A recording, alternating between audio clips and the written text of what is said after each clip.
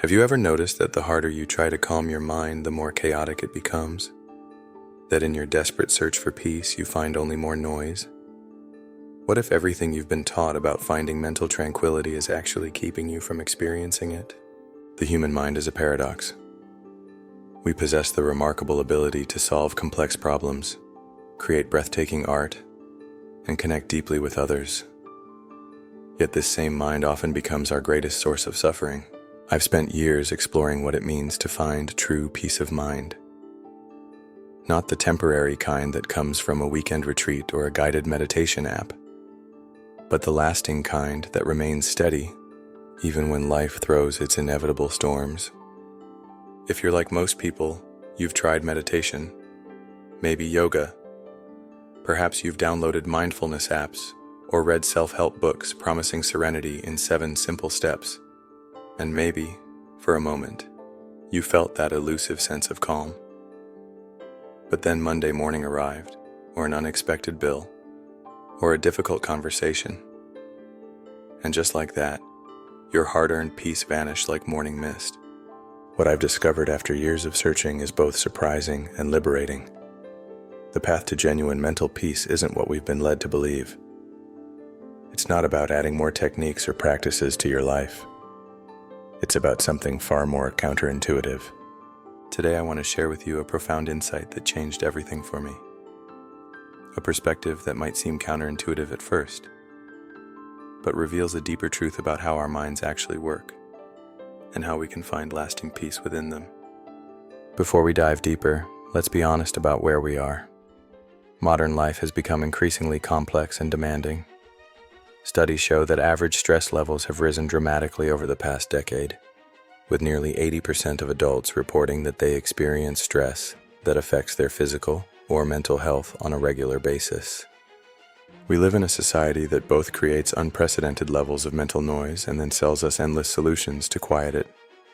It's a perfect storm of problem and profit. I remember when I first began struggling with anxiety in my early 20s. My mind felt like a runaway train, thoughts speeding in every direction, worries multiplying faster than I could address them. I couldn't sleep. I couldn't focus. I felt like I was drowning in my own thoughts. So I did what any reasonable person would do. I looked for solutions. I downloaded meditation apps and followed along diligently. For a while, I attended weekly yoga classes. I even spent 2 weeks at a silent meditation retreat in the mountains, sitting cross-legged until my knees screamed in protest, desperately trying to clear my mind. And sometimes it worked, briefly. I'd experience moments of clarity, fleeting instances where the mental chatter subsided. But inevitably, as soon as I returned to my daily life, the noise came rushing back, sometimes even louder than before. I began to wonder if something was wrong with me. Why couldn't I achieve the peaceful state of mind that seemed to come so naturally to the serene faces on meditation app icons or yoga instructors? Was I simply not trying hard enough? But here's what I've come to understand. The problem wasn't my technique. It wasn't that I wasn't trying hard enough. The problem was far more fundamental. It was my entire approach to finding peace. Let me ask you a question. When you try to meditate, what exactly are you doing? Most of us are attempting to push away thoughts, to create a blank, quiet space in our minds where nothing exists. We see thoughts as intruders, unwelcome guests that need to be shown the door. And therein lies the paradox. The more we try to push thoughts away, the more persistently they return. The harder we strive for inner silence, the louder our minds become. This approach is like trying to calm the ocean by pressing down on the waves. Not only is it ineffective, it's exhausting. There's a remarkable Zen tale that illustrates this paradox beautifully. I'd like to share it with you now, as it contains a profound truth about the nature of mind and our quest for peace. In a small village among rolling hills lived a young man named Rio. His mind was always restless, constantly analyzing, worrying about past and future, never finding peace. Rio heard of a Zen master atop a distant mountain who possessed the secret to inner peace. After days of arduous travel, he found the master meditating. "Master," Rio bowed, "I seek your guidance. My mind is restless. Can you teach me how to empty it?" The master smiled serenely. "Empty your mind? Very well. I will teach you." He led Rio to a courtyard with a beautiful garden. In its center stood a large stone basin filled with water. The master picked up a ladle, scooped water from the basin, and poured it into a smaller bowl. "Your task," said the master, "is to empty this basin into this small bowl without spilling a drop." Rio was puzzled but accepted the challenge. For hours he diligently scooped and poured, yet the basin remained full. Frustration grew, making his mind even more restless. The master placed a gentle hand on Rio's shoulder. "You're trying so hard to empty the basin, but you've forgotten the crucial first step, to empty your mind." "How do I empty my mind?" Rio asked, confused. "Let go of your worries, fears, and attachments. Focus only on this moment, on each scoop of water." Rio took a deep breath and released his frustration. He stopped trying so hard and instead focused on each individual movement, savoring the sound and sensation of the water. As Rio emptied his mind, something miraculous happened. The basin seemed to respond to his newfound tranquility. Each scoop now flowed effortlessly into the bowl, and gradually, the basin emptied. "You see," the master said as Rio poured the last drop, "when you empty your mind, you allow the universe to flow through you. You become one with the task, and everything falls into place." Rio realized that true peace resided within him all along. From that day forward, he carried this wisdom in his heart. This story contains a profound insight that's often misunderstood. When the master tells Rio to empty his mind, he isn't suggesting that Rio should forcefully remove all thoughts. Rather, he's guiding Rio toward a state of complete presence and acceptance. The paradox is this: we cannot empty our minds by actively trying to empty them. That very attempt creates more mental activity, more resistance, more struggle. Instead, true mental emptiness comes from fully engaging with the present moment, from allowing our awareness to merge with whatever we're experiencing right now. This is the surprising truth about achieving a peaceful mind. It doesn't come from escaping or suppressing our thoughts and emotions. It comes from facing them, from being fully present with them, without judgment or resistance. Think about it this way. When you're completely absorbed in something you love, playing music, creating art, engaged in meaningful conversation, or even watching a sunset, your mind naturally quiets. Not because you're forcing it to be quiet, but because your attention is fully occupied with the richness of the present moment. This state of natural absorption is what psychologists call flow, a state where time seems to disappear, where self-consciousness fades, and where there's no separation between you and what you're doing. It's a state of effortless attention. The key word here is effortless. Peace of mind is not something we achieve through force or control. It arises naturally when we stop trying to manipulate our inner experience and instead allow ourselves to be fully present with whatever is happening. Modern neuroscience actually confirms this counterintuitive approach. Researchers studying the brain during meditation have found something fascinating. Beginners who try hard to clear their minds often show increased activity in areas associated with stress and effort. Their brains are working harder, not becoming more peaceful. In contrast, experienced meditators who have learned to practice acceptance and presence show decreased activity in the default mode network, the part of the brain responsible for rumination and self-referential thinking. Their brains naturally quiet down, not through force, but through allowing. A 2016 study published in the journal Frontiers in Human Neuroscience found that acceptance-based mindfulness practices were more effective at reducing anxiety than concentration-based techniques that attempt to control the mind. The researchers concluded that letting go works better than holding on when it comes to finding mental calm. This makes sense when we consider how our minds actually work. Thoughts and emotions aren't solid objects that can be pushed away or controlled.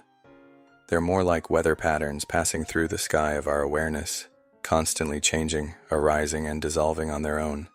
When we try to control these natural movements of mind, we create resistance. And as the saying goes, what you resist persists. The very act of fighting against unwanted thoughts gives them more energy and keeps them around longer. This brings us to perhaps the most challenging aspect of finding true peace of mind.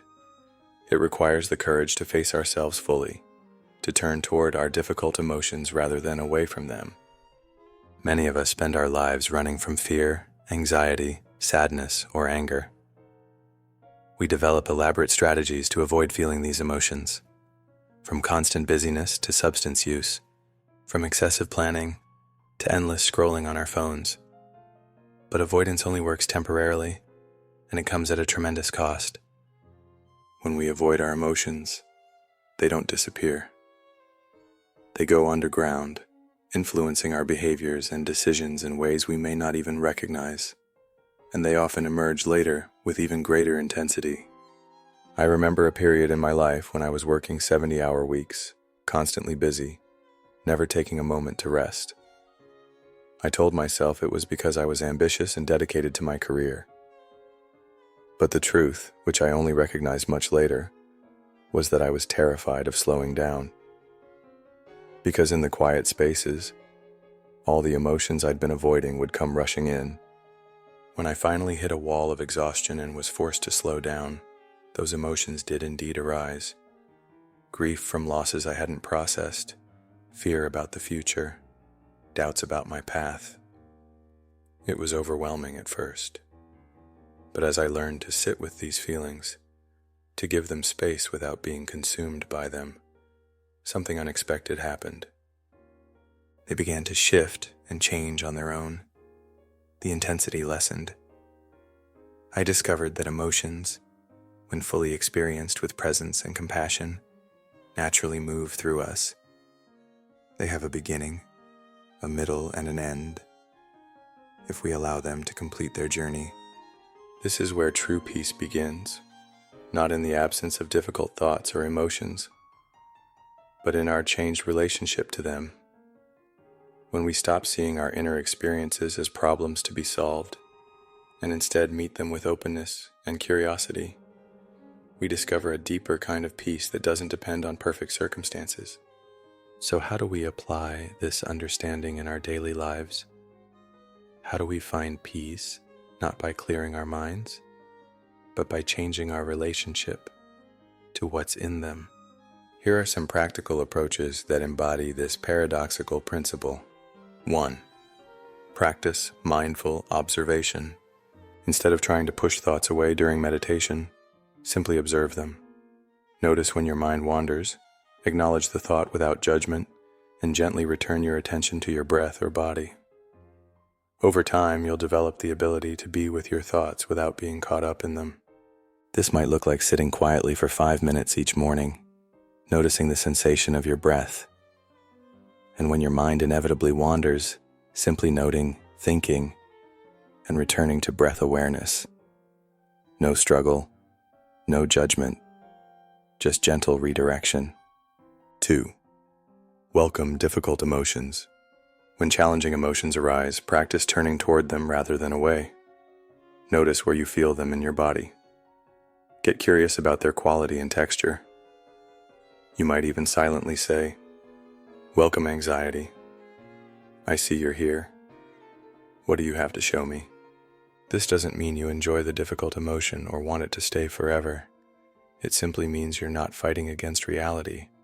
And paradoxically, this attitude of acceptance often allows emotions to move through you more quickly. 3. Find flow in daily activities.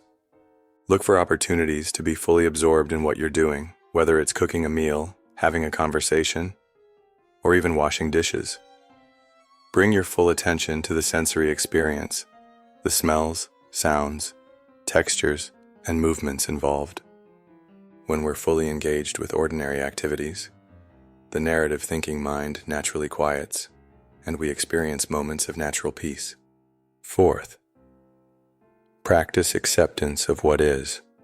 Much of our mental suffering comes from fighting against reality, wishing things were different than they are.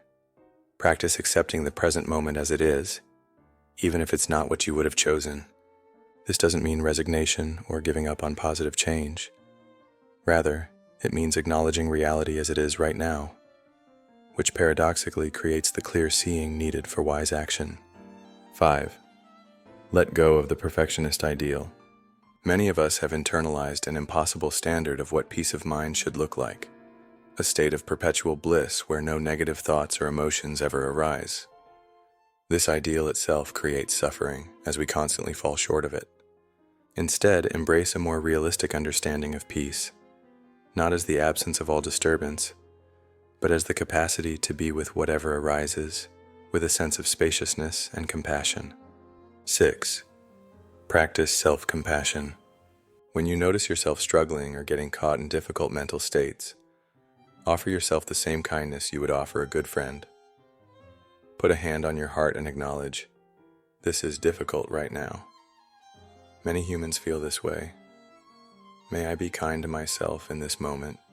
Self-compassion research shows that treating ourselves with kindness during difficult moments actually helps us recover more quickly than self-criticism or avoidance. 7. Create space between stimulus and response. Viktor Frankl famously said, "Between stimulus and response, there is a space. In that space is our power to choose our response." Practice creating a brief pause before reacting to triggers, just a moment to take a breath and connect with your deeper intentions. This small space can make the difference between being controlled by automatic reactions and responding with wisdom and clarity. 8. Cultivate wonder and curiosity. Approach your inner world with the curiosity of a scientist or the wonder of a child. Instead of labeling experiences as good or bad, get interested in their changing nature, their causes and conditions, their subtle qualities. This attitude of curiosity creates space around experiences that might otherwise seem overwhelming or solid. Finding true peace of mind isn't a destination we reach once and for all. It's a continuous unfolding, a practice we return to again and again throughout our lives. There will be days when presence flows easily, and days when we feel caught in old patterns of resistance and struggle. What matters isn't perfection, but the willingness to begin again, to notice when we've become entangled in our thoughts, and gently return to a more spacious awareness. The journey toward peace of mind might not look like what we expected. It's not about escaping the messiness of being human or rising above our emotions.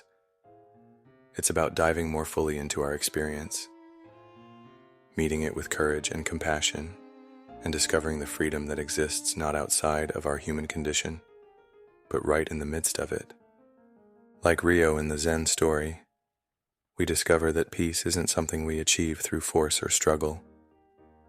It arises naturally when we bring our full attention to the present moment, when we empty our minds not by pushing thoughts away, but by releasing our attachment to them. In the subtle paradox of the Zen tradition, to empty your mind, you must first empty your mind of the desire to empty your mind. I want to share a personal experience that illustrates this paradox. A few years ago, I was going through a period of intense anxiety. I tried everything to get rid of it. Meditation, exercise, therapy, even medication. Some of these helped temporarily, but the anxiety kept returning, sometimes even stronger than before. One day, sitting on a park bench feeling particularly overwhelmed, I had a moment of surrender, not giving up exactly, but letting go of the fight. I thought, what if I just let this anxiety be here? What if I stopped trying to make it go away and simply experience it fully? I turned my attention toward the physical sensations of anxiety in my body, the tightness in my chest, the shallow breathing, the nervous energy in my limbs. I observed these sensations with curiosity rather than fear. And something remarkable happened as I fully allowed the experience of anxiety, Without labeling it as bad or trying to change it, it began to shift on its own. The sensations didn't disappear immediately, but they became fluid rather than solid. I could feel them changing from moment to moment. And most importantly, I discovered that I could be anxious without being consumed by anxiety. There was a spaciousness around the experience that hadn't been there before. That day marked a turning point in my relationship with anxiety. It still visits sometimes, but I no longer see it as an enemy to be defeated. It's simply one of many experiences that moves through the field of awareness. And paradoxically, this attitude of acceptance has done more to reduce my anxiety than years of trying to control it. The path to a peaceful mind is not what we've been led to believe. It's not about achieving some perfect state where difficult thoughts and emotions never arise. It's about changing our relationship to our inner experience, learning to be with whatever arises with presence, compassion, and wisdom. True peace comes not from emptying our minds of content, but from emptying them of resistance, not from pushing away what's unwanted, but from opening to the fullness of our experience just as it is. Like Rio in our story, we discover that when we stop trying so hard to empty the basin, when we release our attachment to outcomes and simply attend to each moment with care, the task before us unfolds with a natural grace. We find ourselves moving in harmony with life, rather than struggling against it. This is the great paradox. By fully accepting what is, we create the conditions for transformation. By embracing our humanity in all its messiness and complexity, we discover a peace that nothing can disturb, not because difficult experiences no longer arise, but because we've learned to hold them in a more spacious awareness. As the Zen saying goes, before enlightenment, chop wood, carry water. After enlightenment, chop wood, carry water. The circumstances of our lives may not change dramatically. We'll still have deadlines and difficult conversations, challenges and losses. But our way of being with these experiences can transform completely. And in that transformation lies true peace, not an escape from life, but a deeper, more wholehearted participation in it. If something in this message resonated with you today, I'd love to hear about it. What are you discovering about your own path to peace of mind? What practices help you cultivate presence and acceptance? Share your experiences in the comments below. And if you found value in this exploration, please consider sharing it with someone who might benefit. We're all on this journey together, and sometimes the greatest gift we can offer each other is a new perspective. In my next video, I'll be exploring how this approach to finding peace can transform our relationships with others. Because when we change our relationship with our own inner experience, we naturally begin to relate differently to the people in our lives. Until then, remember, true peace isn't found in the absence of disturbance, but in the presence of love. Love for ourselves, for others, and for life itself, exactly as it is in this moment. Thank you for your attention and your presence. May you discover the peace that has been within you all along.